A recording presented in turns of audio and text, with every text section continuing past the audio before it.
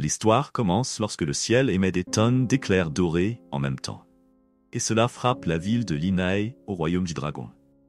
D'innombrables monstres se sont frayés un chemin dans la réalité depuis l'autre monde, obligeant l'humanité à faire face à la plus grande calamité qu'elle ait jamais connue.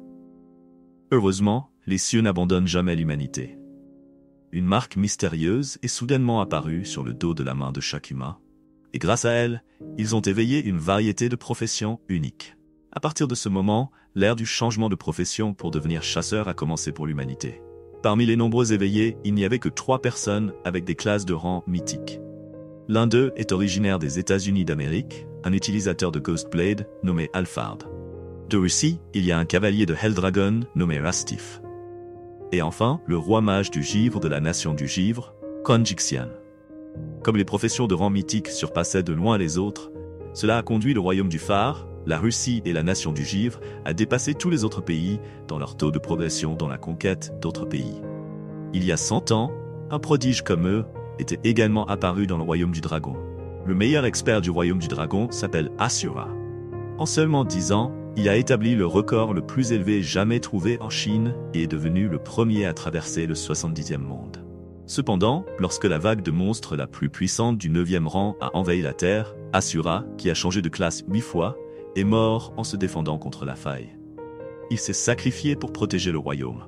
C'était le 100e anniversaire de la mort de Shuluo en héros. Lors de la cérémonie commémorative lancée dans la capitale avant-hier, tous les meilleurs chasseurs du royaume du dragon étaient présents à la cérémonie.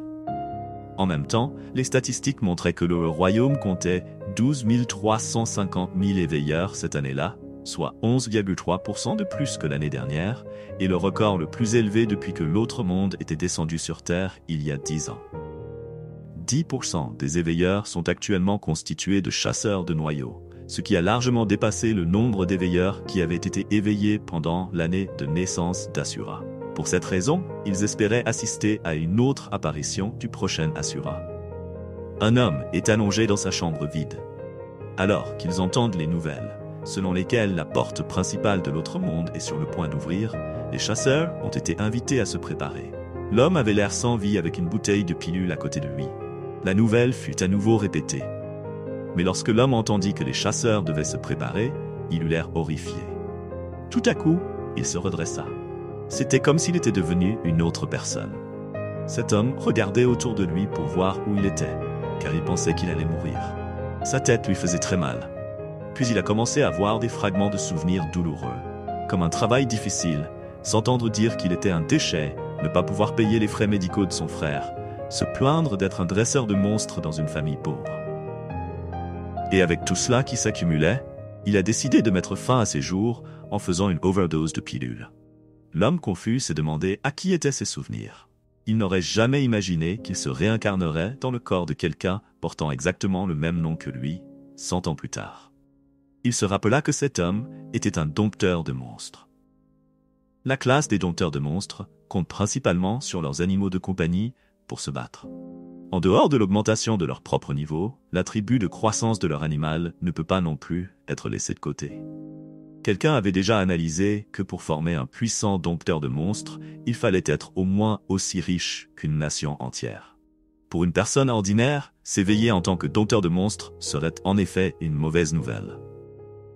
Il connaissait maintenant l'histoire du jeune John Yu, un bon arien qui avait échoué dans la vie et s'était suicidé.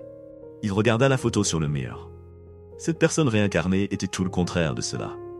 Il était autrefois le plus puissant éveilleur de tout le royaume des dragons et était bien connu sous le nom d'Asura, car il avait déjà pris possession du corps et avait été ressuscité une fois de plus. Il a décidé de porter toutes les responsabilités et les regrets de l'homme et de conquérir l'autre monde où les faibles sont à la merci des plus forts.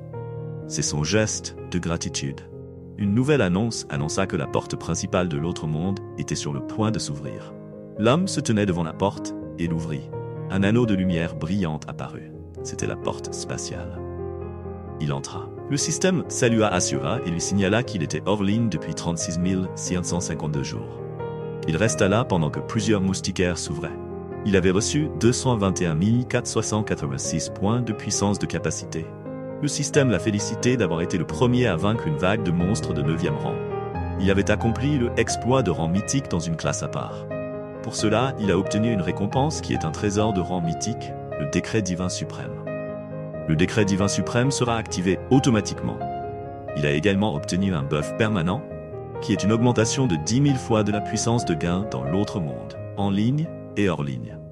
L'effet lui a été appliqué, et il a obtenu 89 fixes récompenses hors ligne supplémentaires, ce qui représente un total de 210 143 843 503 points de capacité. Il a été surpris de voir des quadrillions de puissance de capacité. C'était une récompense généreuse pour avoir éliminé la vague de monstres la mieux classée au monde. Le système lui a également notifié qu'il avait obtenu une réinitialisation de classe. On lui a demandé de choisir l'une des 7 classes de base de rang mythique. Les choix sont chevalier, mort-vivant, chevalier de la mort, guerrier, épéiste noir, assassin, faucheur d'ombre, prêtre, prêtre divin, mage, mage des flammes infernales, archer, chasseur spectral, dompteur de monstres, nécromancien. Il y a 100 ans, Asura s'est réveillé en tant que guerrier de classe épique. Mais la classe principale la plus puissante de l'autre monde à cette époque était en fait celle des dompteurs de monstres. Le seul problème avec cette profession est la quantité astronomique de puissance nécessaire pour qu'ils puissent monter de niveau eux-mêmes et leurs animaux de compagnie. Ce qui rend la croissance de cette classe extrêmement difficile. Cependant, puisqu'il s'est réincarné et qu'il possède même 1 million d'années de puissance hors ligne, son premier choix est naturellement le nécromancien. Le système l'a félicité pour être devenu le 4e chasseur de base de rang mythique de l'autre monde, le nécromancien, la classe avancée du dompteur de monstres. Il a reçu une note initiale de 100 étoiles. Il était fort comme on pouvait s'y attendre d'une classe de rang mythique. Un nécromancien est un messager ressuscité des enfers. Un nécromancien a le contrôle de la force des morts. Seule la mort peut exciter un nécromancien. Un nécromancien a une croissance d'attaque magique de 25 étoiles, une croissance de mana de 18 étoiles, une croissance de vitalité de 20 étoiles, une croissance de défense physique de 18 étoiles, et une croissance de défense magique de 19 étoiles. Il a des compétences comme récolte d'âme, évolution de spectre et réduction de la mort. L'intelligence d'un dompteur de monstres ordinaire s'obtient grâce à des récompenses de missions rares, et il est impossible d'améliorer son caractère. Asura ne s'attendait pas à ce qu'un nécromancien non seulement fasse évoluer ses animaux de compagnie, mais soit également capable de récolter d'autres monstres et d'en faire ses animaux de compagnie, comme on l'attend d'une classe de rang mythique. Dans sa vie précédente, il s'est appuyé sur une classe de rang épique pour nettoyer 70 mondes en seulement 10 ans, et est devenu le meilleur joueur de rang en Chine. Comme il commence avec une classe de rang mythique dans cette vie, il a décidé de nettoyer parfaitement chaque monde et de devenir le plus fort, pas seulement en Chine, mais dans le monde entier. Le soleil s'est levé. Asura est entré dans un portail et a été accueilli dans le premier monde de l'autre monde, la source des cauchemars. La zone de sécurité à laquelle le système lui a attribué en fonction de son journal et de son emplacement est Doomsday Village. On lui a demandé s'il continuerait à utiliser ID Asura, ou sinon, il devait confirmer sa nouvelle ID. Il a décidé de changer son ID à 0. Il s'est assuré que dans sa nouvelle vie, il serait destiné à surpasser l'existence d'Asura, et que la seule chose qui surpasse tout le reste est le 0. Il a fait le tour de l'autre monde. Une femme était fascinée par la proximité avec le monde réel. Un autre homme était également confus, car il s'attendait à ce que l'autre monde soit rempli de monstres. Un homme a répondu qu'il se trouvait dans la zone de sécurité et que les monstres se trouvaient à l'extérieur de celle-ci. Ils ont été informés que la première mission mondiale avait été lancée. C'était dans le panneau de mission. Les gens ont commencé à s'y préparer, comme trouver un groupe à rejoindre ou le matériel dont ils auraient besoin. La fenêtre du système affichait des détails sur la source des cauchemars. Le premier monde. Lorsque les ténèbres ont enveloppé la Terre, les monstres qui dormaient profondément en dessous se sont réveillés, et le monde finira par se dégrader et devenir une calamité.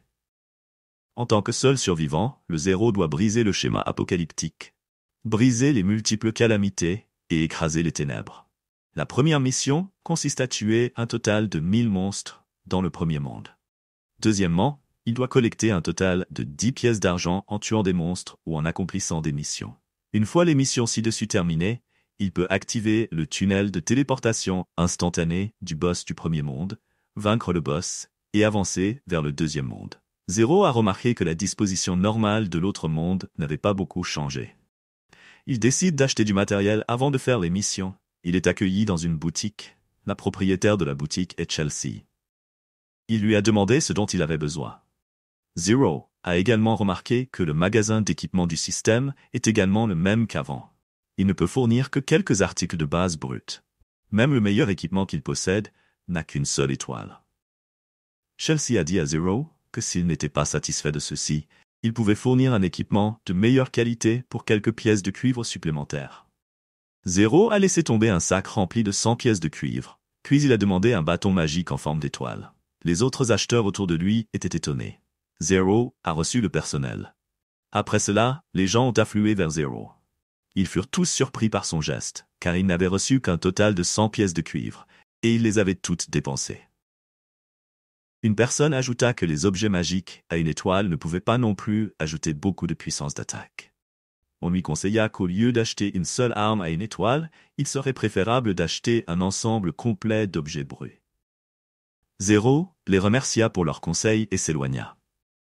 Une femme exprima son opinion selon laquelle, même si seules les armes avec un nombre d'étoiles plus élevé pouvaient être raffinées, la puissance d'attaque serait également augmentée. L'homme répondit que le raffinage des armes nécessitait de la puissance de capacité et qu'elle ne pouvait être obtenue que par des missions visant à farmer des monstres avec un faible taux de chute. Il ajouta qu'il n'y avait même pas assez de choses aussi précieuses pour monter des niveaux. Seule une personne en état de mort cérébrale ferait ça. Ils continuèrent à bavarder tout en regardant Zero s'éloigner. Il a jugé qu'il souffrirait plus tard, car il n'avait plus d'argent et n'avait pas de puissance défensive Zero. Ils pensaient tous qu'il était impossible de faire quoi que ce soit sans argent. Pour le chasseur débutant normal, cela ne vaut en effet pas la peine de dépenser tout son argent pour un équipement une étoile. La puissance des capacités obtenues par les chasseurs normaux en éliminant des monstres est très limitée. Il leur serait donc impossible de se permettre de raffiner un équipement à une étoile. L'arme de Zero s'appelle Raging Inferno Magic Staff, avec une étoile. Sa puissance magique est de 5 et son niveau est de 0. Zero est conscient qu'il lui manque une chose, la puissance de sa capacité. Lorsqu'il dépense un point de puissance de capacité pour raffiner, il a 10% de chance d'augmenter son attribut vert. Plus l'attribut est élevé, plus le coût du raffinement est élevé, et moins les chances de réussite sont élevées. On lui a demandé s'il voulait peaufiner. Il a répondu oui. On lui a demandé à nouveau et il a répondu sans cesse qu'il fallait continuer à peaufiner. Son personnel brillait tandis que le raffinement continuait à porter ses fruits. Il regarda les notifications.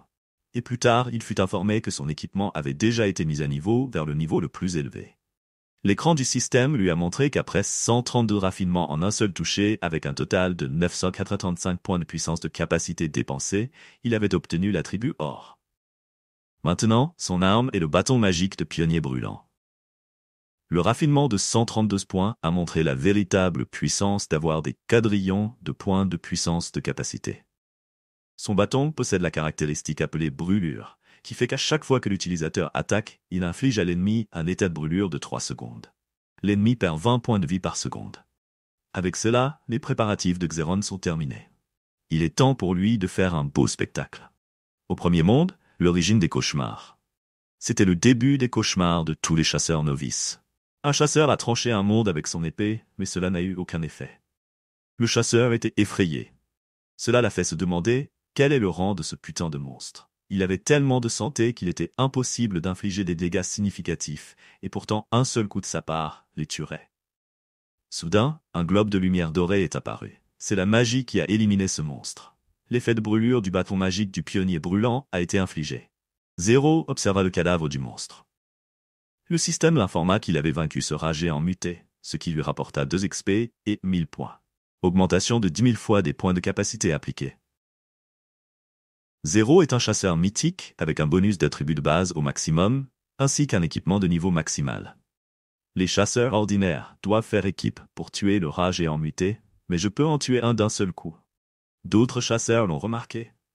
Ils étaient tous curieux à son sujet, car il infligeait des dégâts insensés et il avait tout le bon équipement.